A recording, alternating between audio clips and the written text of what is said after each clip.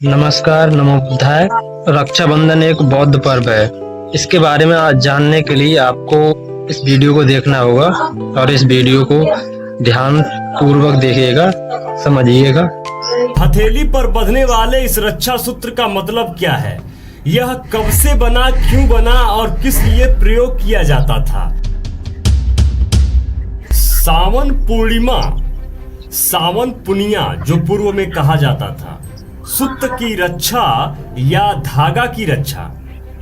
भाषा लिपि का भाव जब बदलता है तो अर्थ का अनर्थ होना सुनिश्चित है। भारत में भी कुछ ऐसा ही हुआ है। पूर्व का ज्ञानकारी भाव आज कर्मकांडी भाव में बदल गया है। अब देखिए ना, पाली भाषा में एक शब्द है सुत्त, जिसका प्रयोग भगवान बुद्ध द्वारा बोली गई धर्मवाणी के लिए किया गया है, जिसे संस्कृत में आज सूत्र कहते हैं, और पूर्व के सूत्र का अर्थ धागा हो गया। भगवान गौतम बुद्ध अपने महापरिनिर्वाण वैशाख पूर्णिमा से पूर्व लोगों को जीवन जीने का सार बताते थे, जिसे सूत्र धर्मवाणी कहा जाता है।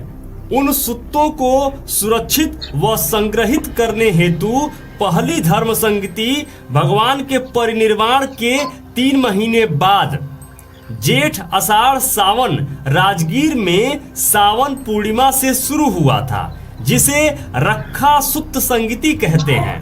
उसी संगति का उत्पाद सूत्र पिटक, सूत्रों की पिटारी है।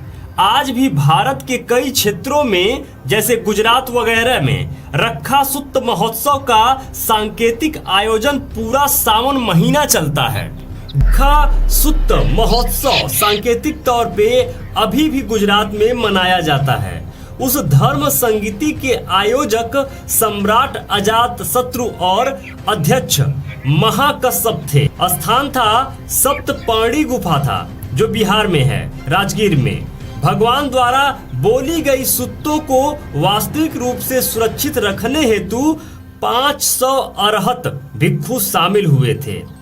500 भिक्षु मिलकर सम्राट अजात शत्रु के देखरेख में, जिसके अध्यक्ष महाकश्यप थे और स्थान राजगीर था, सप्तपर्णी गुफा के अंदर 500 भिक्षुओं को लेकर गौतम बुद्ध द्वारा बोली गई उन बातों को, उन सूत्रों को, उन जीवन जीने की पद्धति और जीवन जीने की कला को संकलित किए। सुत्तन्तेषु असंतन्तेषु पमुट्ठे विनयश्चि च तमो भविष्यति लोके सूर्ये अत्यथटे यथा। कहा जाता है, धर्म सूत्र विद्यमान न रहने पर और धर्म पालन विस्मृत हो जाने पर संसार में सूर्यास्त सदृश अंधकार छा जाता है। सूत्रों की रक्षा हो, सूत्रों का पालन हो। धागा की रक्षा एक प्रकार का कर्मकांड है। धागा बांधना, धागा बंधवाना, यह एक प्रकार का कर्मकांड है और धन उगाही का जरिया है, चाहे यह किसी भी धर्म में हो रहा हो। गौतम बुद्ध के उन वाणी को, सूत्रों को एक साथ संग्रहित करने की इस प्रथा को किस प्रकार से, सूत्र रक्षा को किस प्रकार से रक्षा सूत्र बना दिया गया। एक्चुअल में यह एक बहुत बड़ी बौद्ध विरासत है, बौद्ध परंपरा है। यह जानकारी आपको कैसी लगी, कमेंट में अपनी राय जरूर दें। नमो बुद्धाय।